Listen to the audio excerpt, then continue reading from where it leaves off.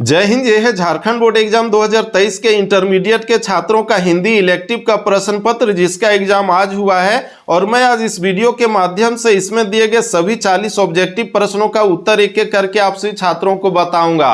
तो दोस्तों आप लोग तैयार हो जाइए और सीरियल नंबर 1 से लेकर के 40 तक के सभी प्रश्नों के उत्तर को मिलाना शुरू कीजिए और देख लीजिए कि 40 में से आपने कितने प्रश्नों का सही जवाब दिया और कितने प्रश्नों का गलत जवाब दिया।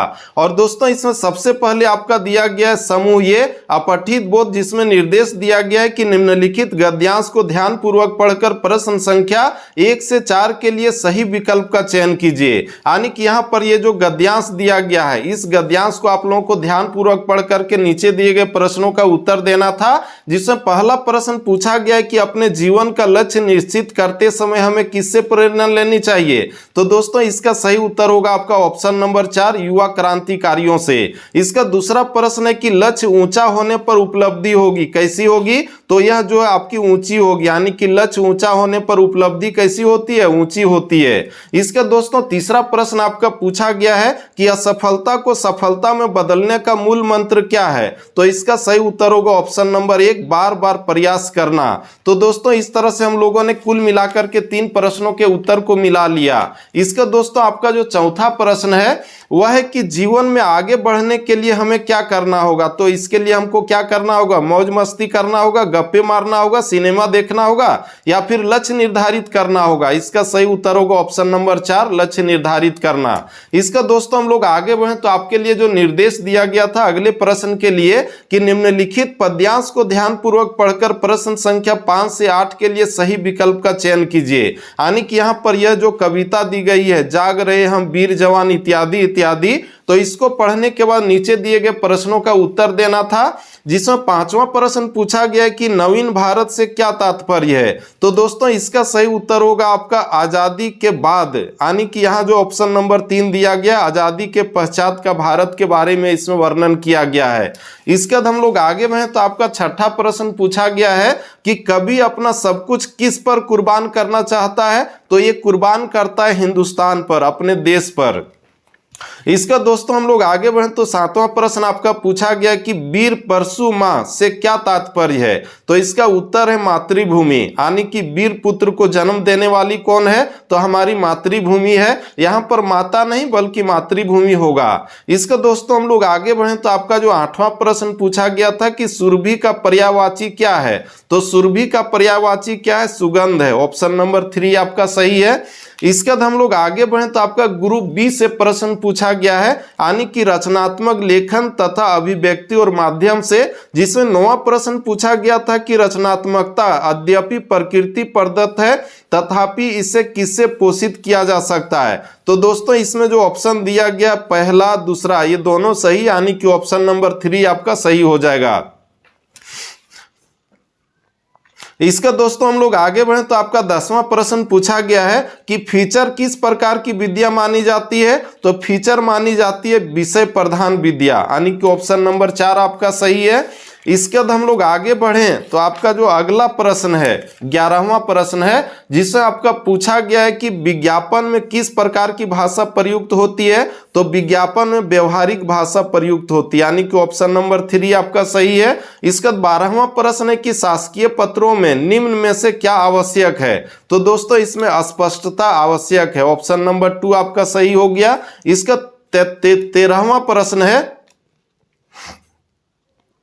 इसके बाद अगला प्रश्न है कि अपने से छोटों को पत्र में क्या संबोधन किया जाता है। तो इसके लिए चिरंजीवी शब्द का प्रयोग किया जाता है। इसको दोस्तों 14वां प्रश्न है कि विचारों के आदान प्रदान की निम्न में से सबसे प्राचीन परंपरा कौन सी है। तो ये आपका पत्राचार है, यानी कि ऑप्शन नंबर 1 आपका सही हो गया। इसका 15वां प्रश्न है कि जन संचार प्रक्रिया के प्रमुख तत्व क्या हैं। तो इसमें जो हम लोग देख रहे हैं संग्राहक और प्रतिपुष्टि, इसका संकेतीकरण और संकेत वाचन, स्रोत संदेश और संचार माध्यम, यानी कि इसका जो सही उत्तर होगा ऑप्शन नंबर 4, इनमें से सभी। इसको दोस्तों हम लोग आगे बढ़े तो आपका 16वां प्रश्न है कि पत्रकारिता के विकास में कौन सा मूल भाव सक्रिय रहता है। तो इसमें सबसे सही उत्तर होगा आपका ऑप्शन नंबर 3, जिज्ञासा। इसको दोस्तों हम लोग आगे बढ़े तो आपका जो 17वां प्रश्न है वह पूछा गया कि नई संचार भाषा को किसने जन्म दिया है, तो ये जन्म दिया है विज्ञान और प्रौद्योगिकी ने, यानी कि ऑप्शन नंबर 4 आपका सही है।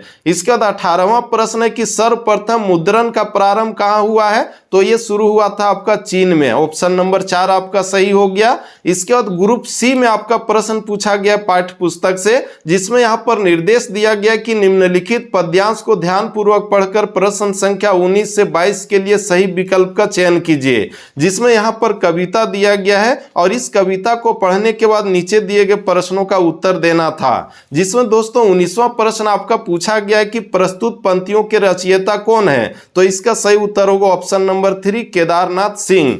ये जो हम लोग देख रहे हैं ये आपका जो है बनारस जो आपका कविता है उससे लिया गया है, बनारस शहर के बारे में इसमें वर्णन किया गया, इसके लेखक केदारनाथ सिंह हैं। इसको दोस्तों हम लोग आगे बढ़े तो आपका जो 20वां प्रश्न है वह है कि किन लोगों के खाली कटोरों में बसंत उतरता है, तो ये भिखारियों के कटोरों में, यानी कि ऑप्शन नंबर 3 आपका सही हो गया। इसके बाद 21वां प्रश्न है कि प्रस्तुत पंक्तियों में किस शहर की चर्चा की गई है, तो इसमें बनारस की चर्चा की गई, ऑप्शन नंबर 1 सही हो गया। इसके बाद 22वां प्रश्न है कि रोज रोज में कौन सा अलंकार है, तो इसमें जो पुनरुक्ति प्रकाश अलंकार है। इसके बाद हम लोग आगे बढ़े तो 23वां प्रश्न है कि देवसेना का गीत जयशंकर प्रसाद की किस कृति से लिया गया है, तो ये लिया गया ऑप्शन नंबर 2 स्कंद गुप्त से। इसका दोस्तों 24वां प्रश्न आपका पूछा गया कि सिकंदर के सेनापति का क्या नाम था, तो उसका नाम था सेल्यूकस निकेटर, ऑप्शन नंबर 1। तो इस तरह से हम लोगों ने कुल मिलाकर के 24 प्रश्नों के उत्तर को मिला लिया। इसके बाद 25वां प्रश्न आपका है कि गीत गाने दो मुझे में कवि क्या रोकने की बात कर रहा है, तो दोस्तों इसका सही उत्तर होगा ऑप्शन नंबर 4 वेदना। इसका 26वां प्रश्न है कि देश में आजादी के बाद किसकी कमी दिखाई देती है, तो यहाँ पर देखिए भ्रष्टाचार है, ये तो बहुत ज्यादा है, विश्वासघात भी होता है, स्वाभिमान नहीं बल्कि ये जो ईमानदारी हम लोग देख रहे हैं ईमानदारी बहुत कम दिखाई देती है।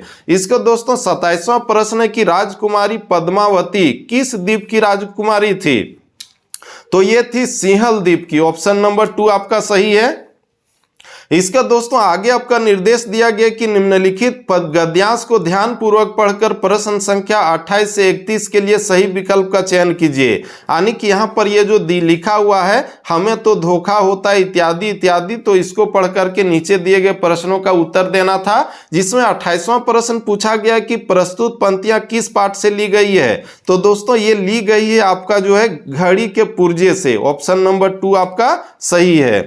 इसका दोस्तों हम लोग आगे बढ़े तो आगे आपका 29वां प्रश्न है, जिसमें पूछा गया है कि बंद घड़ी के माध्यम से कवि ने किस पर प्रहार किया है, तो इन्होंने प्रहार किया पुरानी परंपराओं पर, रूढ़िवादियों पर, अंधविश्वासों पर, यानी कि इसका सही उत्तर होगा ऑप्शन नंबर 4 इनमें से सभी। इसका 30वां प्रश्न पूछा गया कि हमारे दुखों का कारण क्या है, तो हमारे दुखों का कारण जो है अंधविश्वास भी है, सड़ी गली मान्यता भी है, नवीन सोच की अवहेलना भी है, यानी कि ऑप्शन नंबर 4 आपका सही है। इसका दोस्तों 31वां प्रश्न है कि इन पंक्तियों का अभिप्राय है, क्या अभिप्राय है, तो इसका सही उत्तर क्या हो जाएगा, यहाँ पर देख रहे हैं समय परिवर्तनशील है, समय का कोई मूल्य नहीं है, समय का अभाव है, इनमें से कोई नहीं, ये जो आपका पहला सही हो जाएगा, क्योंकि समय जो परिवर्तनशील है इसीलिए लोगों को पुराने व्यवस्थाओं पर ज्यादा विश्वास भरोसा नहीं रखना चाहिए, समय के साथ चलना चाहिए।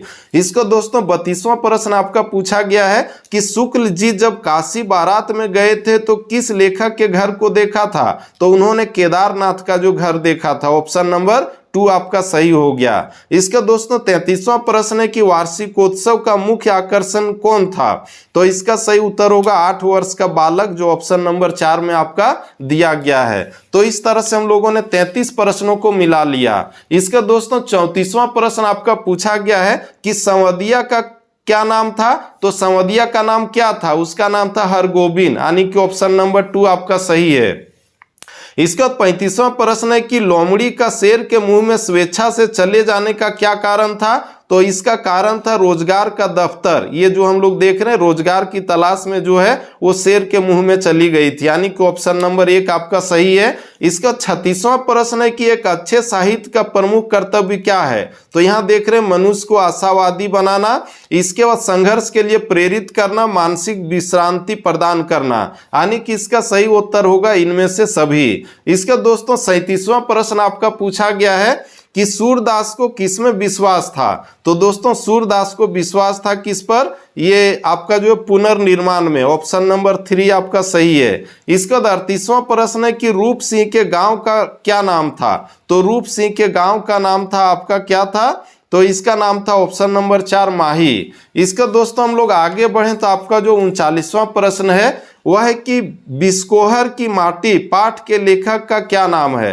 तो दोस्तों इसका जो सही उत्तर होगा, बिस्कोहर की माटी पाठ के लेखक का क्या नाम है, तो इसका नाम आपका क्या हो जाएगा, विश्वनाथ त्रिपाठी, यानी कि ऑप्शन नंबर 4 सही है। इसका 40वां प्रश्न आपका है कि अपना मालवा खाऊ उजाड़ू सभ्यता में शीर्षक रचना के माध्यम से लेखक ने क्या संदेश दिया है। तो इसमें जो हम लोग देख रहे हैं ऑप्शन नंबर 1 में पर्यावरण के प्रति लोगों को सचेत किया, यानी कि यही आपका सही है। तो दोस्तों इस तरह से हम लोगों ने सीरियल नंबर 1 से लेकर के 40 तक के सभी प्रश्नों के उत्तर को मिला लिया। दोस्तों आप लोग कमेंट के माध्यम से बताइए कि आपका 40 में से कितना सही उत्तर गया है। और दोस्तों ठीक इसी तरह से बाकी का जो आपका एग्जाम होगा उसके आंसर की को भी इसी यूट्यूब चैनल के माध्यम से आप लोगों को उपलब्ध कराऊंगा। इसीलिए आप सभी छात्र इस यूट्यूब चैनल को सब्सक्राइब करके इसके नोटिफिकेशन बेल को प्रेस करके रख सकते हैं। और दोस्तों यह वीडियो आपके लिए थोड़ा सा भी हेल्पफुल और इन्फॉर्मेटिव रहा होगा तो लाइक कीजिए और अपने दोस्तों को भी ज्यादा से ज्यादा शेयर कीजिए। तो दोस्तों फिर से मिलते हैं हम लोग नेक्स्ट वीडियो में, तब तक के लिए जय हिंद, वंदे मातरम, जय झारखंड, जोहार Jharkhand, best of luck, thank you.